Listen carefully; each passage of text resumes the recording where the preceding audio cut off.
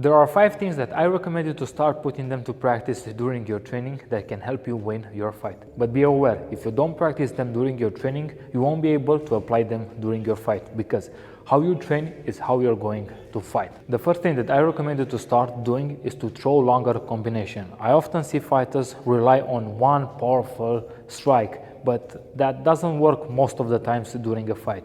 You have to distract your opponent. You have to tire him off to catch him by surprise if you want to put him down, and not to rely on one powerful strike, because your opponent will see it and he can dodge or he can counter you when you will try to catch him with a powerful strike, because it won't be fast and it won't be that powerful as you think.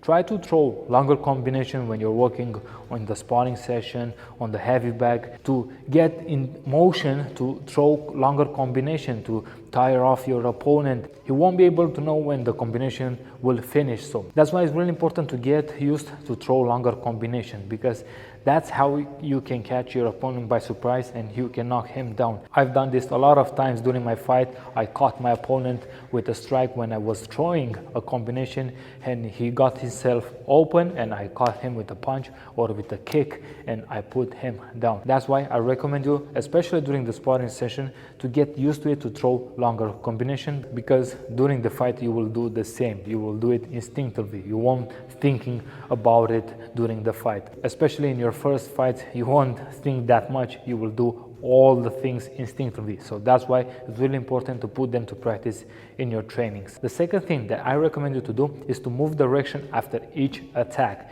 If you attack your opponent, try to move sideways, to not stay in the same place.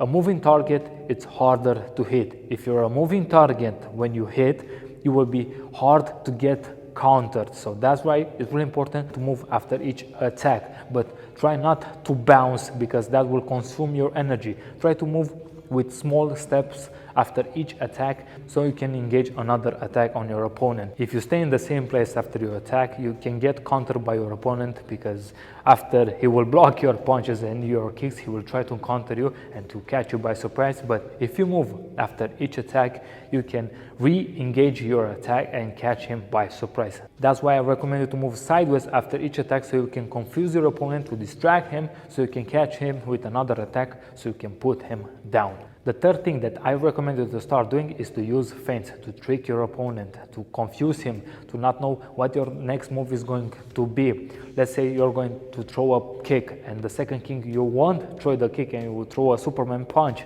or do a spinning back kick to the liver. Try to use as much as possible feints, but try not to repeat them one after the other. Try to use them during the fight, but not that often, because he will know and will try to counter you. Use feints during the fight, but try not to overuse them, because that can go against you during the fight. And try to use the feints that you can control. Don't try to throw a tornado kick but you cannot control it. Try to use feints that you can control, that you can throw really good.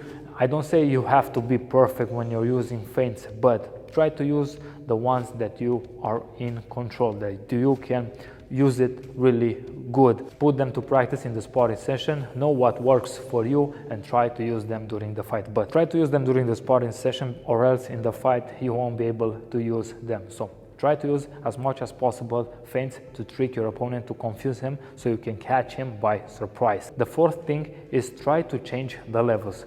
Don't try to aim only for the head. Try to change the levels. Go to the body, to chop the legs. Try to constantly change the levels to confuse your opponent. That's the trick here. Try to confuse your opponent. Try to make him fight as you want, not to fight as he wants. Try to make him dance as you want and to move as you want. Don't let him control the fight. You have to dominate the fight from the start of the round until the end of the round, and you have to do that for 3 rounds. So try to attack the entire body constantly. Go to the head, attack the body, chop the legs, go up and down every attack. Try to change the levels, to confuse your opponent, to distract him so you can put him down. That's why I recommend you to throw longer combination, to go to the head, to the body, to the legs, body, head. Throwing longer combination and changing the level can help you defeat your opponent. The fifth thing that I recommend you to do is to stop your opponent's attack. when he throws a jab,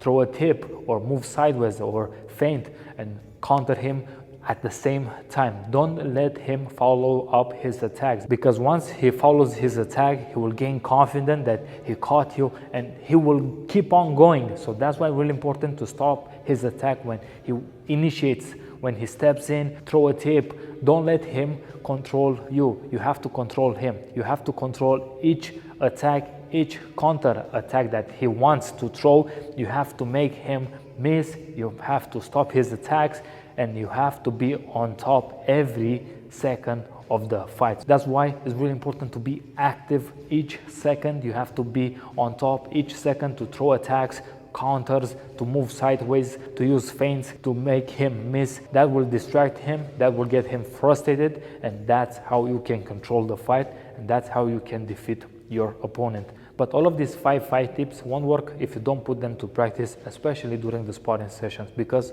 during the sparring session, you'll be able to sharpen your techniques, your timing, your precision, and it will help you apply them during your fight so you can win.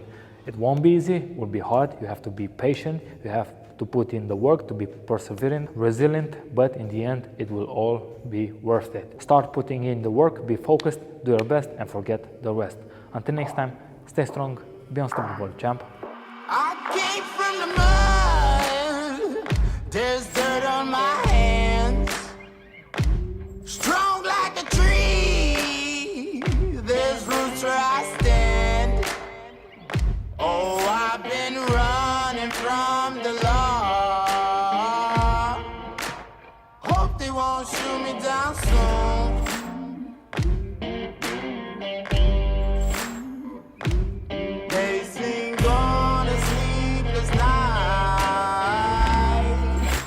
Try to catch me howling at the moon.